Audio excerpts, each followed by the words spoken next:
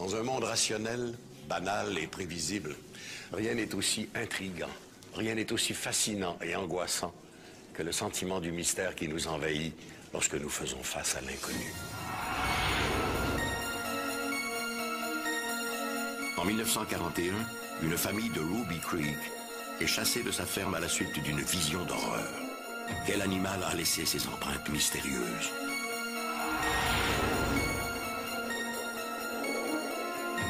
Des vaches mutilées tombent du ciel. Une nouvelle plaie d'Égypte? Ça demande explication. Mais y a-t-il une seule hypothèse vraisemblable?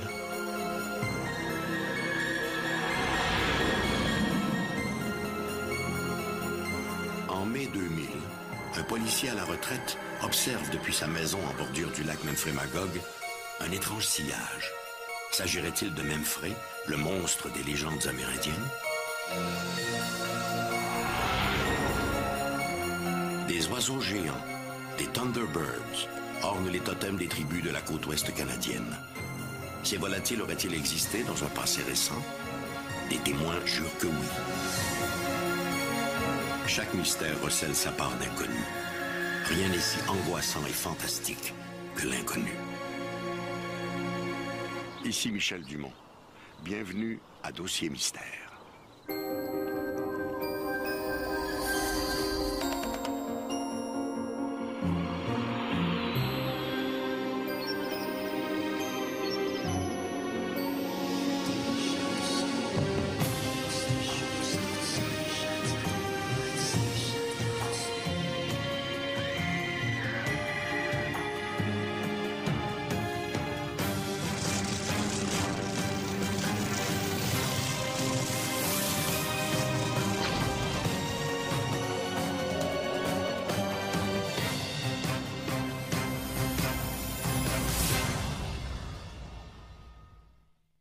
À en croire la littérature, des hominidés géants, mi-homme, mi-animal, vivaient cachés dans les vastes forêts de la côte ouest du continent nord-américain, de la Colombie-Britannique à la Californie.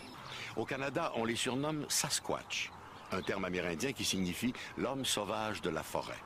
Mais au-delà des légendes, cet abominable homme des bois d'Amérique existe-t-il vraiment? Certains en sont convaincus. À l'automne 1941, près de Ruby Creek en Colombie-Britannique, un des enfants de la famille Chapman entre à la maison en annonçant qu'une grosse vache vient de sortir de la forêt. À la place d'une vache, Madame Chapman aperçoit une créature haute de 3 mètres dont le corps est couvert d'une fourrure sombre qui avance vers la maison. Ils prendront tous la fuite jusqu'au village de Ruby Creek en longeant la rivière Fraser. Vers 18 h, de retour à la maison, M. Chapman retrouvera celle-ci désertée. Un baril de 45 gallons, où il gardait du saumon fumé, est vidé de son contenu. À proximité, des empreintes de pieds de 40 cm de long. Par chance, il retrouvera sa famille saine et sauve, marchant à sa rencontre. L'incident attire l'attention de Joe Dunn, shérif dans l'État de Washington. Celui-ci s'intéresse à ces histoires de géants velus. Il dessinera et moulera ces traces de pas géants qui deviendront l'une des principales preuves de l'existence des Sasquatch.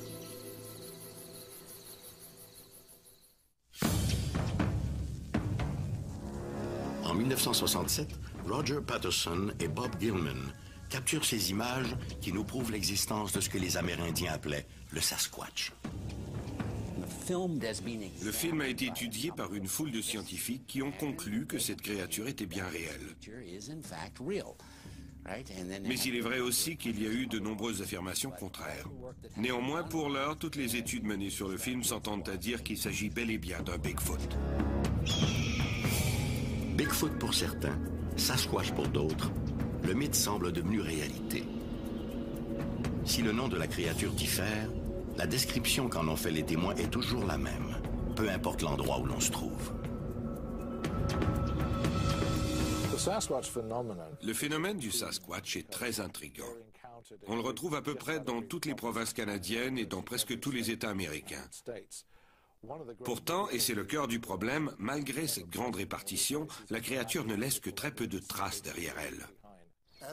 En tant que biologiste de la faune, je dépends des empreintes que laisseraient par exemple des mammifères pour estimer leur nombre dans une région donnée.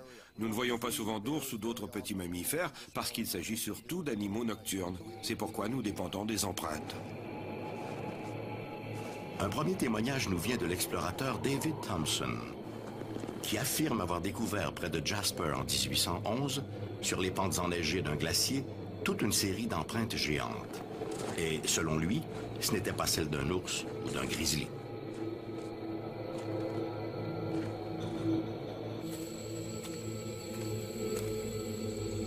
Mais depuis ce temps, tous les cas rapportant des traces de pas géants n'ont pas toujours été dignes de foi, car nombreux sont ceux qui ont cherché la gloire et la popularité en créant eux-mêmes ces pieds géants sculptés dans des plaques de bois.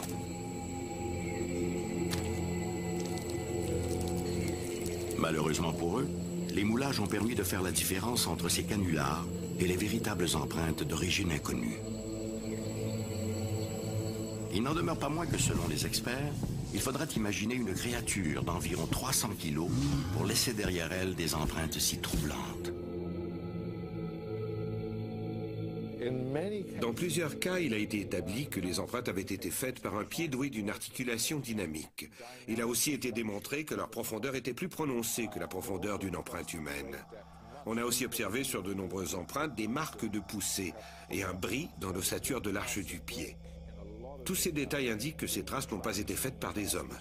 Nous n'avons pas ce genre de bris dans l'arche du pied, comme celui visible sur certaines empreintes de Sasquatch. Ces moulages présentent de nombreuses caractéristiques montrant différents aspects dans l'anatomie du pied du Sasquatch. L'un d'eux est le gros orteil légèrement en retrait, une caractéristique propre aux primates. Dans d'autres moulages faits dans un sol mou, on peut voir des lignes très fines. Ce sont des crêtes dermiques, une caractéristique que l'on retrouve aussi chez les humains, dans les empreintes digitales ou les empreintes du pied. Il y a aussi d'autres éléments comme des lignes en forme de croissant qui indiquent une flexion du pied. Ce sont là des détails que très peu de gens auraient pu savoir, ni même un grand nombre de zoologues. Oui, en définitive, ces empreintes sont très convaincantes. Les sceptiques sont encore nombreux. Ils exigent des preuves plus tangibles que de simples moulages de pieds géants.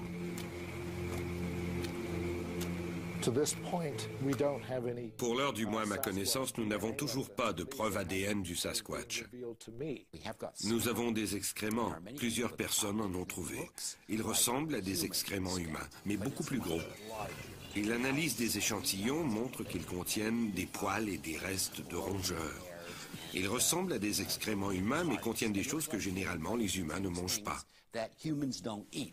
Le docteur Fahrenbach a obtenu plusieurs échantillons de poils prélevés sur les lieux de rencontre avec des Sasquatch. Ces poils ne correspondent à aucun primate connu jusqu'à maintenant. C'est très encourageant. C'est un premier pas. En admettant le fait que des groupes de Sasquatch vivent dans les forêts d'Amérique du Nord, comment expliquer qu'à ce jour, aucun cadavre n'ait été retrouvé? Sur la côte du nord-ouest Pacifique, nous avons un sol très acide. Il y a aussi tout un lot d'animaux charognards. Cela va des petits rongeurs comme les souris ou les mulots, aux plus grands prédateurs comme les loups, les coyotes ou les ours. Ces animaux dévorent les carcasses. En très peu de temps, il ne reste plus rien. Je n'ai jamais rencontré un seul chasseur d'ours qui disait avoir vu une carcasse d'ours, même après avoir passé 20 ou 30 ans à chasser. Nous ne savons pas non plus si les Sasquatch n'ont pas des rites pour disposer de leurs morts.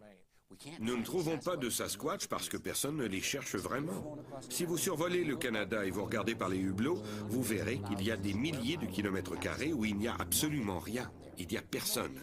Personne pour chercher. À la base, la situation est simple. On ne trouvera jamais le Sasquatch si personne ne le cherche. Et je parle ici d'une recherche intensive. Jusqu'à ce jour, le refus de la communauté scientifique de s'intéresser à la possible existence du Sasquatch est-il réellement justifié par la faiblesse des preuves ou par la force des préjugés? Jusqu'à présent, la réaction, c'est de dire « Ah non, il doit s'agir d'un ours qui marche sur ses pattes de derrière », quand on ne tombe pas simplement dans l'idée du canular et qu'on rejette tout. Je trouve cela très malheureux. Mais les choses s'améliorent. Le sujet progresse et certains de mes collègues commencent à s'y intéresser. Le Sasquatch pourrait se révéler une toute nouvelle espèce, quelque chose à mi-chemin entre les pongidés et l'espèce humaine.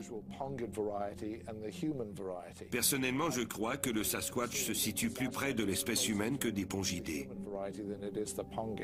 Des gens ont rapporté avoir décelé une lueur d'intelligence dans ses yeux, comme s'il s'agissait du cousin oublié de la famille des Homo sapiens.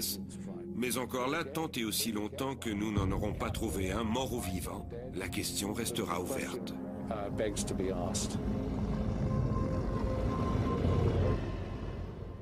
Le scientifique américain Carl Sagan disait « Une affirmation extraordinaire demande une preuve extraordinaire ».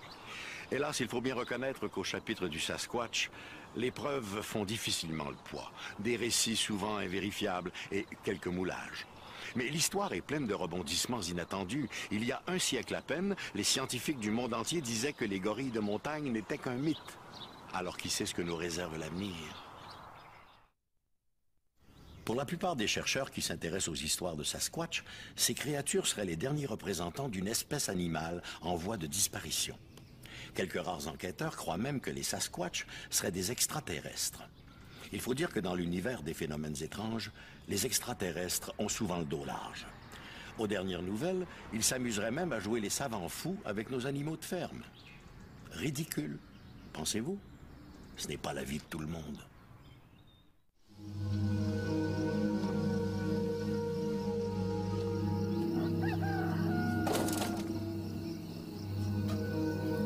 Comme elle le fait régulièrement, Madame Dorothy Verchomin, une fermière de Leduc, en Alberta, au volant de sa camionnette, monte au pâturage.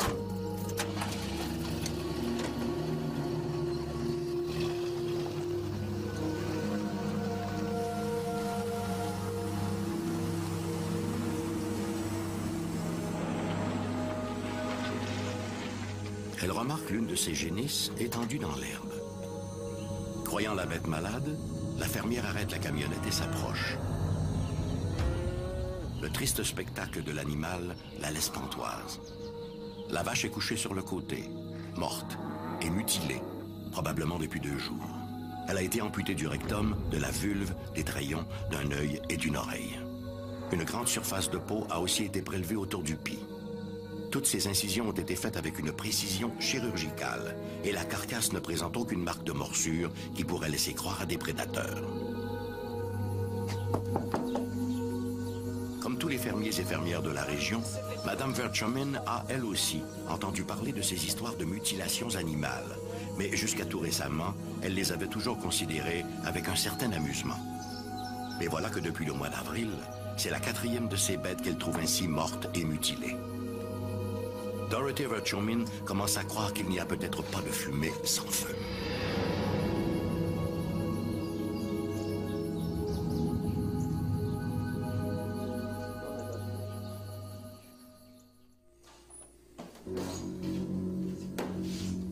Chaque année, des centaines de têtes de bétail sont tuées et mutilées, tant aux États-Unis qu'au Canada.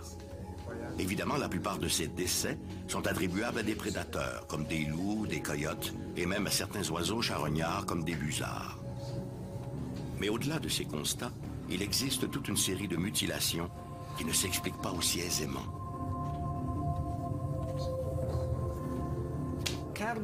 Le phénomène des mutilations animales implique des animaux qui semblent être morts instantanément. On ne retrouve jamais d'empreintes autour de la carcasse. Et des organes comme la langue, un œil ou une oreille ont été prélevés. On note aussi des coupures à l'abdomen, au rectum, ou encore l'ablation totale des organes génitaux. Beaucoup de ces blessures ressemblent à des coupures au laser. Depuis les années 1970, durant la période où j'étais membre de la GRC, j'ai enquêté au moins sur 2 affaires de mutilation animale et je n'y ai rien vu d'étrange. Je sais que ces incidents se sont produits partout en Amérique du Nord, surtout durant les années 1970-80. J'ai lu plusieurs articles à ce sujet racontant que des centaines d'animaux avaient été trouvés morts et mutilés. Mais dans les faits, il n'y a là rien de vraiment inhabituel.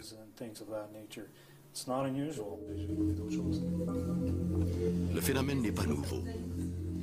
Déjà en 1967, un cheval est découvert mort et mutilé dans un buisson près de la réserve amérindienne de Sarcee en Alberta.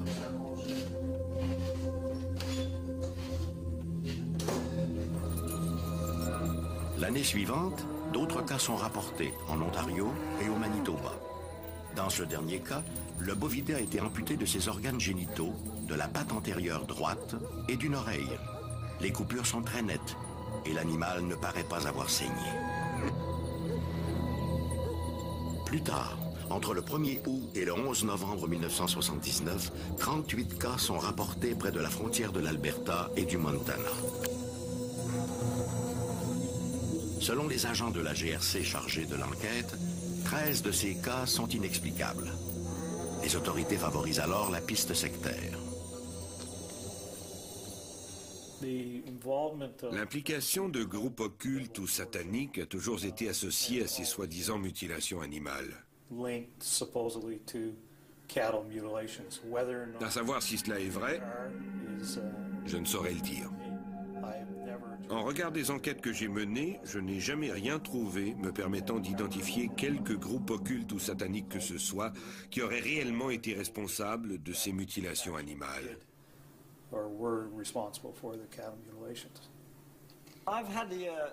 À 2 ou 3 reprises, des agents de la GRC m'ont accompagné. L'un d'eux, et j'ignore s'il a écrit un rapport à ce sujet, a été très impressionné par ce qu'il a vu. Il a admis que tout cela était très étrange et qu'il ne s'agissait certainement pas de prédateurs.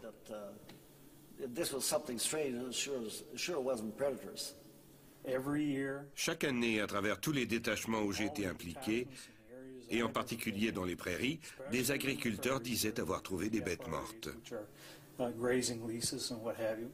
Elles étaient mortes de causes naturelles. Et lorsqu'une bête est morte depuis un certain temps, comment peut-on déterminer avec exactitude les causes de la mort? Par contre, il est clair que s'il s'agissait d'une cause extérieure, que ce soit un coup de feu ou un autre type de trauma, il y aurait des preuves. Or, dans les cas qui nous intéressent, il n'y a rien de cela. Ces vaches sont mortes de maladies ou d'autres causes tout à fait naturelles. Et c'est uniquement ce qui a pu être déterminé.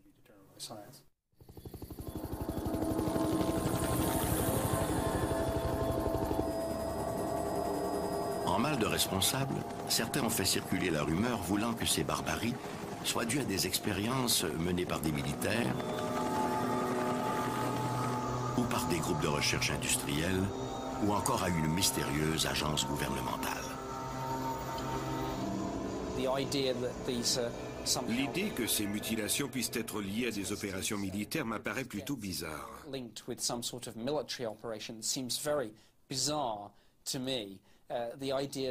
Le scénario de ces militaires se baladant la nuit pour mutiler des animaux semble tout à fait extraordinaire. Je n'y crois pas du tout. Le gouvernement et les compagnies pétrolières ont été pointés du doigt pour ces mutilations. Je n'y crois pas du tout. Certains ont prétendu que les compagnies pétrolières mutilaient des animaux pour connaître leur diète et voir s'ils n'avaient pas ingéré des aliments à haute teneur en carbone, ce qui pourrait être un indice de la présence de gisements souterrains. Mon ranch est plutôt riche en pétrole. Et ces gens ne sont jamais venus mutiler mes bêtes, ils ont préféré me poser la question. Depuis 1980, les autorités policières canadiennes semblent se désintéresser des cas de mutilations animales. Il semblerait même que plusieurs enquêtes n'ont jamais été complétées. Il faut comprendre qu'il y a des coûts liés aux enquêtes et que les agents, même s'il s'agit de régions rurales, font leur possible pour déterminer les causes d'un incident. Leur travail consiste à répondre aux plaintes et à déterminer s'il y a eu ou non une activité criminelle. Et si c'est le cas, leur mandat est d'arrêter le responsable et de le traduire devant les tribunaux. Ensuite, la justice suit son cours. Je ne vois aucune raison, quelle qu'elle soit, pour que la GRC ou toute autre agence gouvernementale agisse autrement en se disant « Tiens, on a trouvé une vache mutilée ici et tout font l'affaire ». Ça n'a aucun sens. En juin 2002, un fermier de Veteran en Alberta, Floyd Vetter, découvre l'une de ses vaches morte et mutilée. Toute la tête de l'animal a été écorchée. ne laissant voir qu'un crâne dénudé. La bête n'a apparemment subi aucune autre mutilation. Curieusement, les branches des arbres situés à la verticale de la carcasse ont été brisées. On dirait que l'animal a été balancé du haut des airs après avoir été mutilé ailleurs. Autour, il n'y a aucune trace de sang ni de prédateur. Pour Floyd Vetter, le cas est clair. Le coupable ne pouvait venir que d'en haut.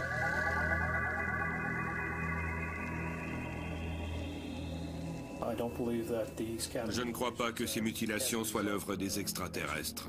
Honnêtement, pourquoi viendraient-ils ici pour mutiler tous ces animaux? S'ils sont assez intelligents pour nous rendre visite, ils auraient certainement trouvé un moyen de discuter avec nous. Tout cela est ridicule.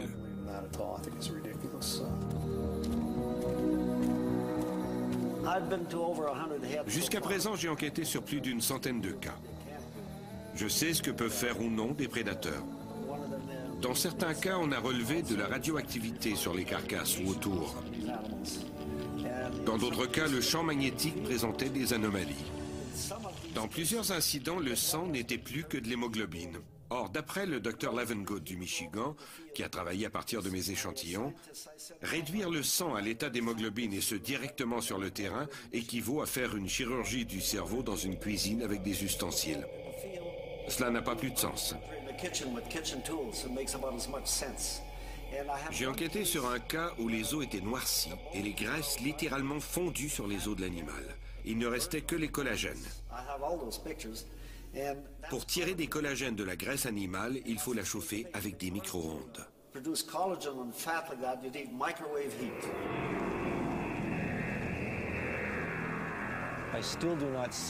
Je ne vois toujours pas quel est le lien avec les ovnis, mais cela demeure un phénomène intéressant. C'est sans doute un sujet qui mérite d'être étudié, mais je souhaiterais y voir plus de vétérinaires spécialisés en pathologie animale. Jusqu'à maintenant, hélas, les enquêtes ont été laissées aux amateurs d'ovnis qui, bien entendu, n'ont aucune connaissance en pathologie animale. Or, il est essentiel que le sujet soit confié à des gens ayant autorité en la matière. Au Canada, je suis le seul enquêteur sur ce sujet. Il m'est arrivé de travailler de concert avec la GRC et des vétérinaires. Ces derniers sont plutôt réticents à parler de ce sujet. Certains ont même refusé de se rendre près de la carcasse. Les cas de mutilations animales sont aussi troublants aujourd'hui qu'ils l'étaient en 1967. Dans la mesure où les seuls témoins de ces barbaries sont les bêtes présentes qui ont été épargnées, on peut imaginer que les coupables auront le champ libre encore bien longtemps.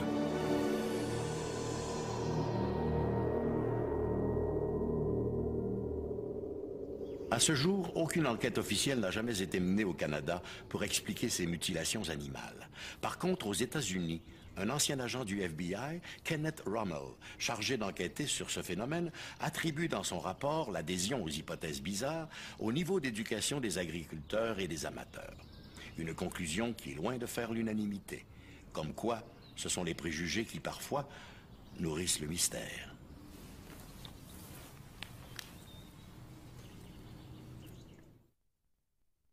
Une histoire de pêcheur.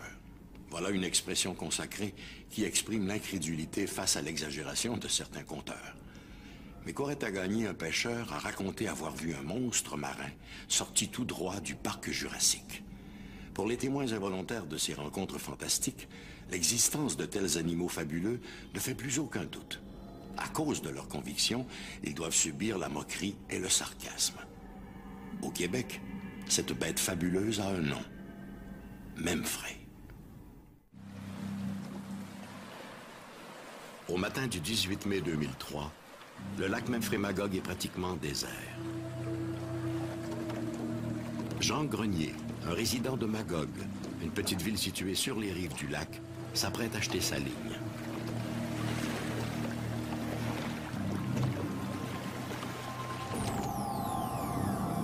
Grenier remarque des reflets insolites, comme si l'eau était agitée par un remous.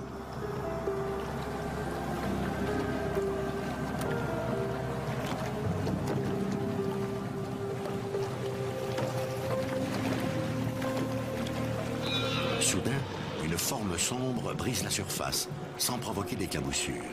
Pendant près de 3 minutes, Jean Grenier va observer la chose. Il ne voit ni la tête, ni la queue. Mais pour lui, il s'agit bel et bien d'un animal, et d'un gros.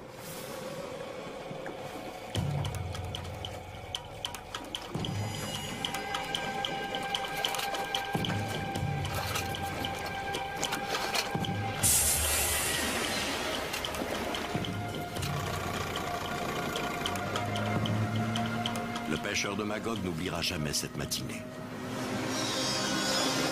Ce jour où il a vu Memphrey, le légendaire monstre du lac Memphrey-Magog. Situé en Estrie, au Québec, le lac Memphrey-Magog fait 52 km de long, dont 22 km se trouvent au Vermont, en territoire américain. Depuis 2 siècles, on raconte qu'une bête étrange habiterait ces eaux. Déjà au tout début de la colonie, les Amérindiens racontaient qu'ils ne se baignaient jamais dans le lac à cause des anacondas, ce qui signifie serpent géant.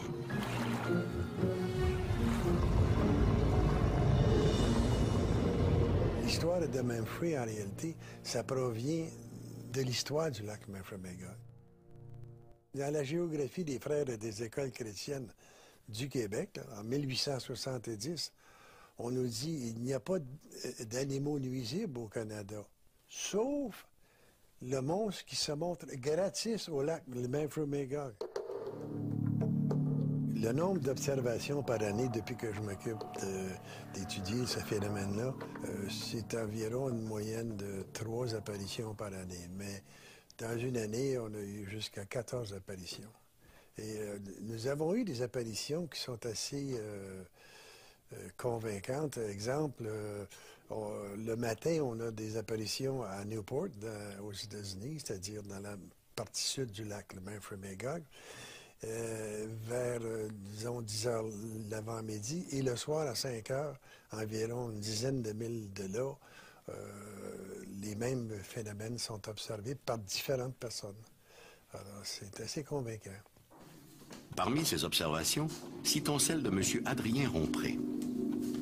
Le 5 mai 2000, ce retraité de la police de Montréal observe depuis sa maison en bordure du lac un sillage qui se déplace rapidement à la surface de l'eau. Je croyais que c'était mon voisin qui sortait son bateau. C'est ça qui a attiré mon attention, parce que je croyais jamais à ce que M. Boisvert disait quand les gens lui racontaient qu'il avait vu Memphrey qui appelle. Mais moi, j'y croyais pas. Mais là, en apercevant ce phénomène, cette bête, je me suis dit, c'est Memphrey. Hey, Claire! Claire, viens ici. Voir. Vu que c'était ça, j'ai appelé mon épouse. J'ai dit, viens voir, il y a quelque chose d'étrange dans l'eau. Elle est venue avec moi. Et puis là, elle s'est aperçue comme moi que c'était quelque chose qu'on ne voyait jamais dans le lac. C'était la vague de ce poisson-là. Pas poisson, parce que c'est pas un poisson. C'est cette bête-là qui s'approchait, qui sortait de l'eau, qui remontait, qui plongeait. Et puis qu'on a regardé un bon moment ensemble. Ça ressemblait pour moi à une loutre de mer. Je peux pas dire que ça peut être ça, mais en tout cas, c'est quelque chose de très étrange, qui était de 4 à 6 pieds de longueur, et puis une tête assez prononcée, des gros yeux, avec des poils de chaque bord de la bouche.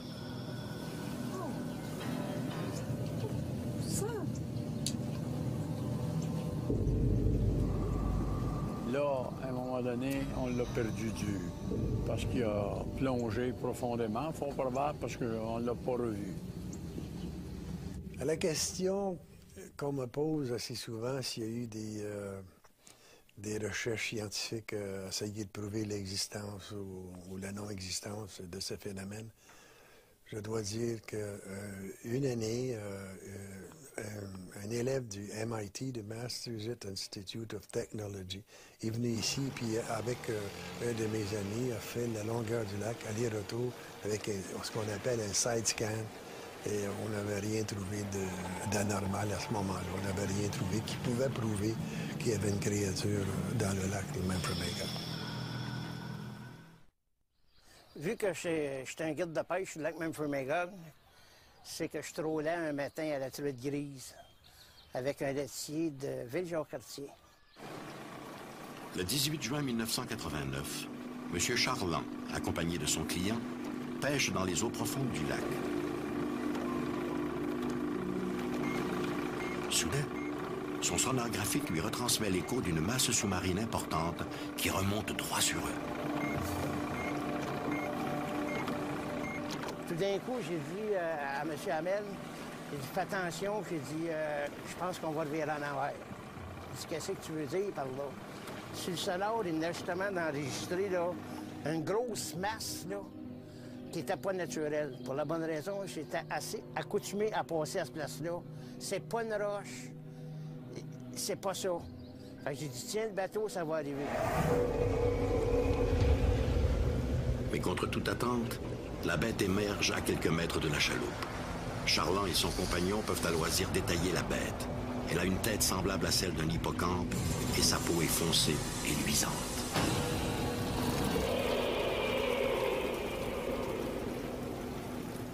À m'en allant, j'ai vu que c'était sa grosseur d'un cheval environ, puis une queue qui est à peu près de 12 à 14 pieds. Et puis ça avait 2 pattes en avant. Il était debout. Et puis quand j'ai pas couru après, mais j'ai cherché à le voir de plus près, j'ai mis le moteur au bout. Et puis quand on est arrivé à peu près à 150-200 pieds de lui, il a plongé. Si pour certains le monstre ne serait rien d'autre qu'un grand poisson de fond, comme un esturgeon, M. Charland et beaucoup d'autres sont convaincus du contraire. Non, non, c'est un phénomène, ça. Puis pas l'avoir vu, je vous dirais, je ne l'ai pas vu, mais je l'ai vu de mes propres yeux. Propres yeux, là, c'est d'anormal. Puis l'autre gars qui était avec moi, il l'a vu, lui, avec. Lui, il ne voulait plus retourner, il voulait plus retourner sur le lac. Ils ont appareillé ici, puis on va s'en aller. À cette heure, je ne sais pas s'il y en a plusieurs dans ce lac-là, mais je n'ai vu un une fois, puis je vais monter en plus en revoir d'autres. Si aujourd'hui la présence d'un grand animal aquatique dans les eaux du lac Memphremagog est à peu près acquise, son identité zoologique est en revanche loin d'être établie. C'est difficile à dire parce qu'on est en 2005 et la semaine dernière, je lisais dans le journal Actualité qu'on venait encore de découvrir des nouvelles espèces d'animaux sur la Terre. Là, je ne vous parle pas là, dans l'eau, sur la Terre. Et la même chose dans l'eau, on découvre des milles et des milles de nouvelles espèces d'animaux dans l'eau à tous les ans. Alors, c'est pas facile de se prononcer sur ça, parce qu'on n'a jamais encore trouvé qu'est-ce que c'était, disons, les monstres marins à travers le monde. Lac Memphremagog. And it's your vacation? Oui.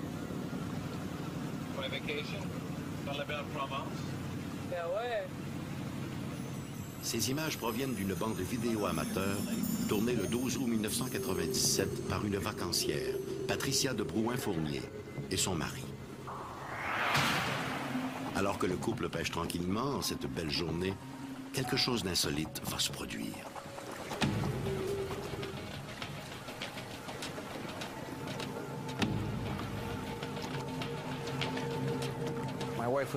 À ce moment-là, mon épouse filmait comme elle le fait souvent.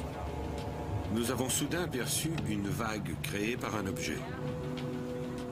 Nous l'avons observée pendant 10 ou 15 secondes, puis elle a disparu comme si l'objet qui en était responsable avait replongé. C'est un très court clip. C'est bizarre. Vraiment bizarre. L'objet se déplaçait beaucoup trop vite pour être un tronc d'arbre. Pour moi, il est clair que c'était un objet animé qui faisait cette vague à la surface. Je ne saurais dire s'il s'agissait d'un poisson, mais si c'est le cas, il devait être très gros. Mais de ce que j'en sais, les poissons de cette taille ne nagent pas comme ça juste sous la surface. mais je ne sais pas. Je n'ai aucune idée de ce que c'était. Ce film sera soumis à des experts qui s'avoueront incapables d'identifier la bête du lac. Esturgeon bicentenaire? Dinosaure échappé du parc Jurassique? Espèce lacustre inconnue? Toutes ces hypothèses semblent les plus improbables. Mais improbable n'est pas impossible. Sherlock Holmes disait, une fois que vous avez éliminé l'impossible, ce qui reste, même improbable, doit être la vérité.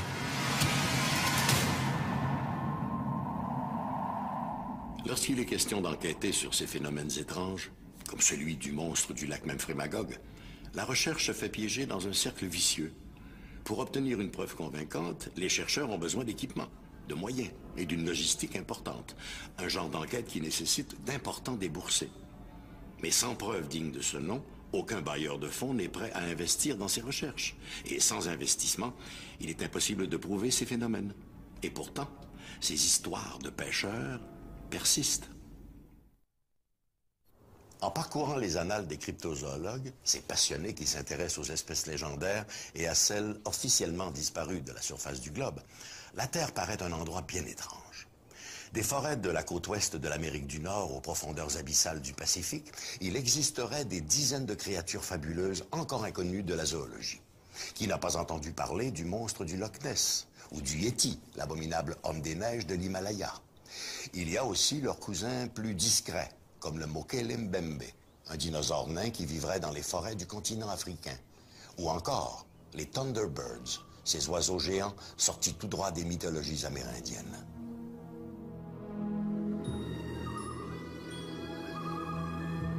Alberta, 1925.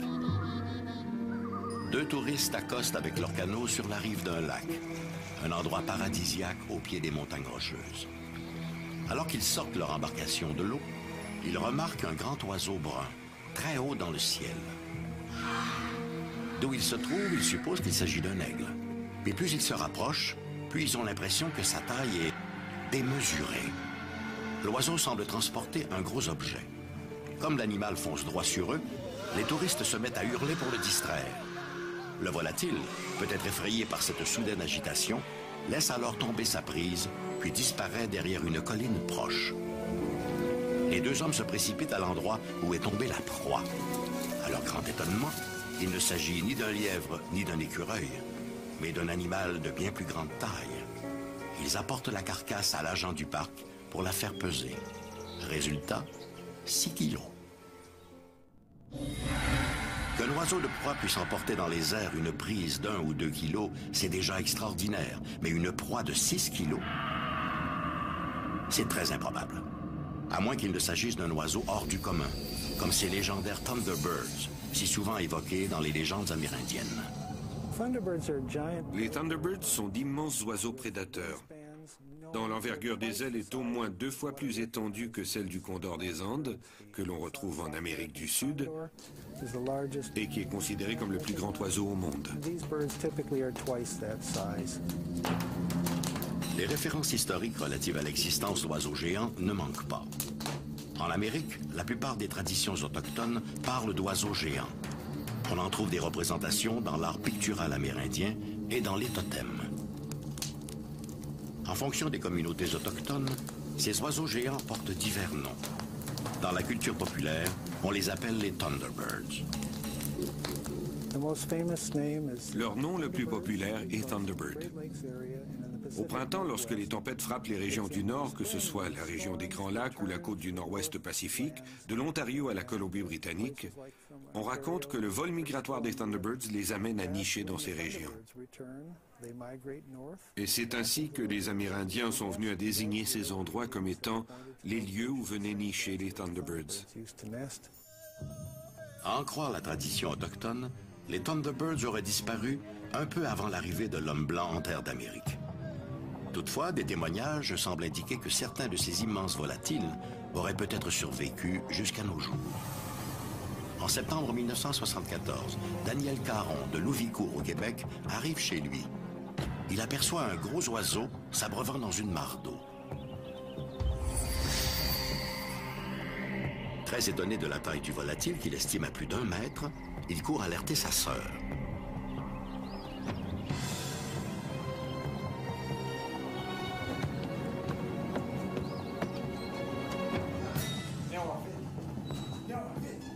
Les deux jeunes gens décident alors de s'en approcher, mais le volatile découvre leur présence et s'envole aussitôt. Le lendemain, leur voisin aperçoit à son tour le même gros oiseau. Dès qu'il tente de s'en approcher, l'animal s'envole.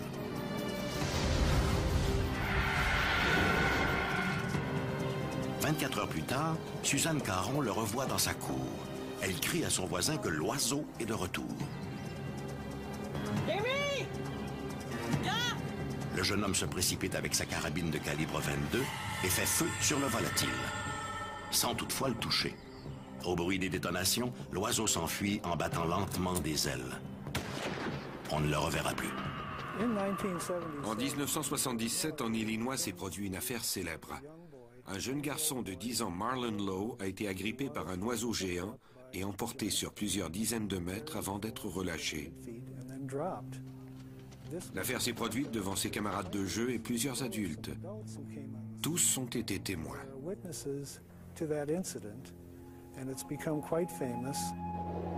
Pour les zoologues, les Thunderbirds ne sont que des animaux de légende. Les récits s'expliqueraient vraisemblablement par des condors de Californie, des aigles royaux ou des vautours vus dans des conditions particulières ou par des observateurs inexpérimentés.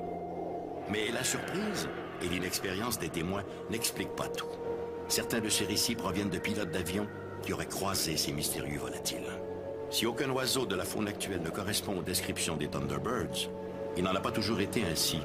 Il y a des milliers d'années, le ciel de l'Amérique du Nord était sillonné par d'immenses oiseaux, les teratornes. La présence des Thunderbirds est souvent liée aux vautours teratornes, dont l'existence est connue via les fossiles. À une époque, ces oiseaux étaient très répandus, comme le prouve la découverte de nombreux fossiles, et ce, particulièrement en Californie. L'envergure de ces oiseaux pouvait facilement atteindre 5 à 6 mètres. On a même trouvé des fossiles qui suggèrent qu'ils pouvaient être encore plus grands.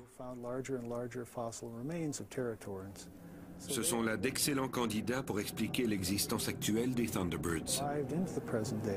Si la plupart des témoins s'accordent pour dire que les Thunderbirds ressemblent à des aigles gigantesques, d'autres parlent plutôt d'oiseaux semblables aux teratornes. En octobre 2002, des autochtones d'Alaska ont rapporté avoir vu un oiseau aussi grand qu'un avion et ressemblant à un ptérodactyle. À la même époque, Nina Fulford, une artiste de New Westminster en Colombie-Britannique, a vu elle aussi l'un de ces mystérieux ptérodactyles. Il était immense, avec des ailes énormes.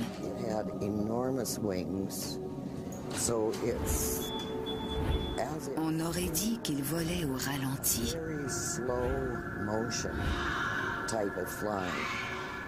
Son cou était très long et sa tête, très petite, portait une crête. Ses pattes étaient minces et pendaient. Sa queue était longue et se terminait avec un appendice en forme de V.